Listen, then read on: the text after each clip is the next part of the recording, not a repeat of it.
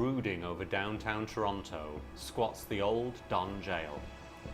Built in the 1860s, it was once the largest and most modern prison in North America. For more than 100 years, it's been a potent symbol of crime and retribution, where 34 of Canada's most dangerous and notorious criminals paid the ultimate price for their deeds and were hanged on the gallows. Now it is empty, a decayed and haunted ruin with a dark and awful past, inhabited only by the ghosts of those unfortunate enough to have lived and died here.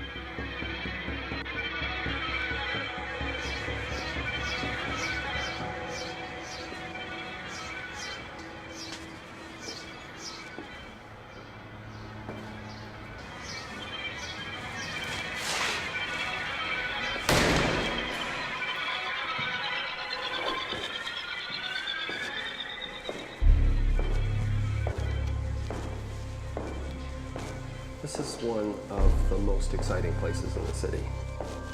This building symbolizes so much.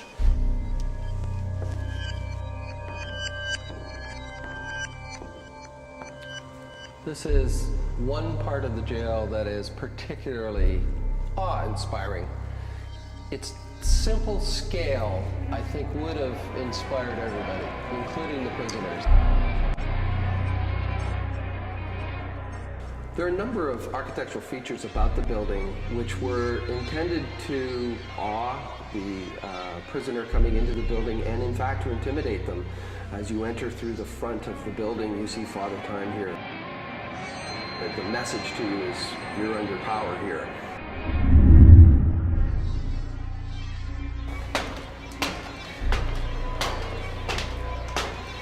And then there are architectural features throughout the building.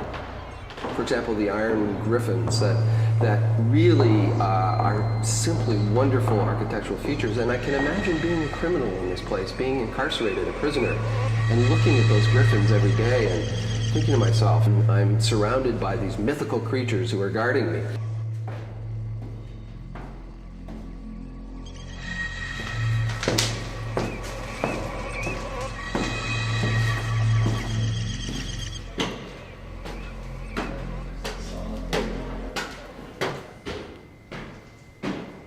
When it was first constructed and first used, I think it was meant as a wonderful architectural centerpiece that would awe the city. Within these empty corridors and dank cells are many echoes of forgotten human misery and despair. But the greatest mystery of the Don Jail lies not within these walls, but without. An unknown number of the men who were hanged here were buried beneath what was once the prisoners' exercise yard. Now it's a parking lot, and somewhere beneath the asphalt they still lie, uneasy in their unquiet graves.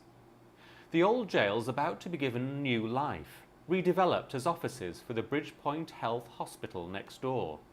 But before that happens, its last remaining tenants must be found. Archaeologist Dr. Ron Williamson has been given the task of finding the bodies and solving the Don Jail's last and greatest mystery. The graves are unmarked. The only clue Ron has to go on is this map, drafted in 1953. It marks where the gallows once stood and where the cemetery used to be located.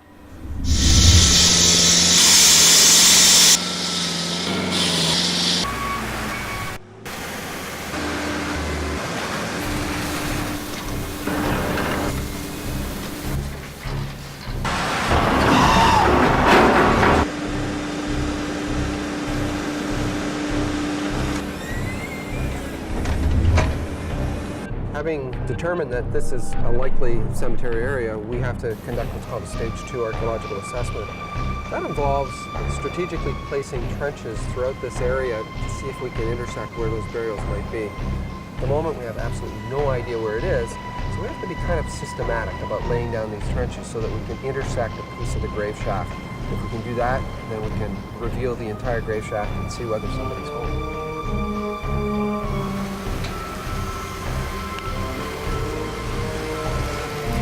The other thing that happens from time to time is you get little false readings. You get a little stain, and you think, well, maybe that's the edge of one. And you get into it and you find a doorknob buried or something, and it's extremely frustrating because it had the right look for the end of the grave shaft. And that's part of the fun of doing archaeology. It's huge detective work, but there's lots of kind of like false leads. You go down those leads, but you don't find what you're looking for. But then, at some point, we're all working on the anticipation that we'll find that thing we're looking for. Time has not been kind to the Old Don Jail, just as it wasn't kind to its inmates.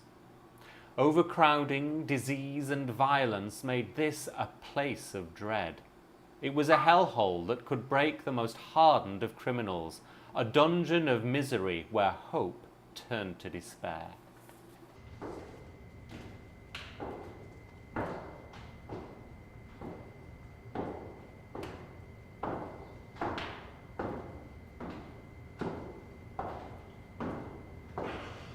In the 20th century, things changed here. It became a place where people were incarcerated while they were waiting for trial, and it got horribly overcrowded.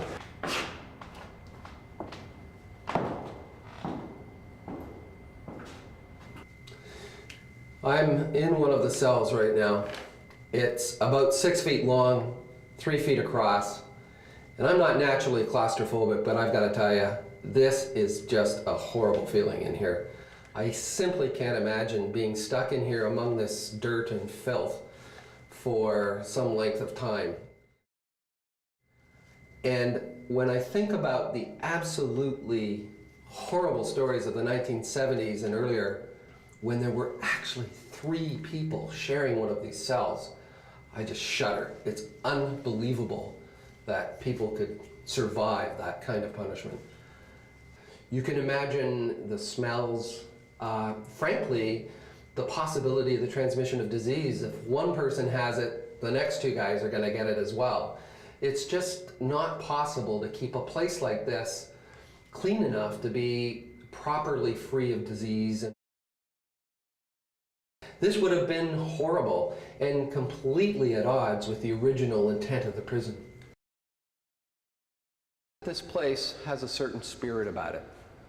Given what's happened here, with 34 men being hanged, and the very serious events that that represents, there's a certain environment, a certain awe about this place. I can't imagine just how angst-filled people were in this place. It would have been horrible. I think all of that lends itself to the atmosphere of this place.